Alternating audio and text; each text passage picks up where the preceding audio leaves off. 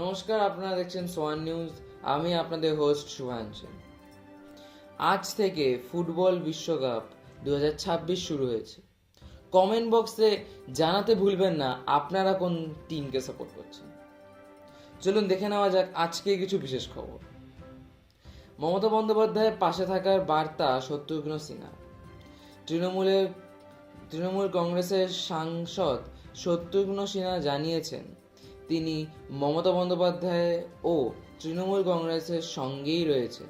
চলে আসবো আজকে পরের খবরে। কলকাতা বিমানবন্দরে ভিড়ের মধ্যে পড়লেন অভিষেক বন্দ্যোপাধ্যায়। তৃণমূল সাংসদ অভিষেক বন্দ্যোপাধ্যায় কলকাতা বিমানবন্দরে পৌঁছালে তাকে ঘিরে ব্যাপক ভিড় জমে।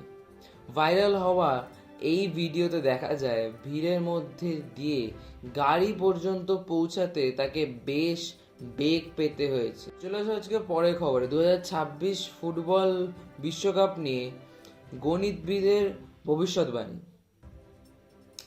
জার্মান গণিতবিদ জোয়াকিম ক্লেমেন্ট, যিনি আগের 3টি ফুটবল বিশ্বকাপের বিজয়ী দল সম্পর্কে সঠিক পূর্বাভাস দিয়েছিলেন, এবার 2026 বিশ্বকাপের জন্য নেদারল্যান্ডকে সম্ভাব্য চ্যাম্পিয়ন হিসেবে বেছে নিয়েছেন।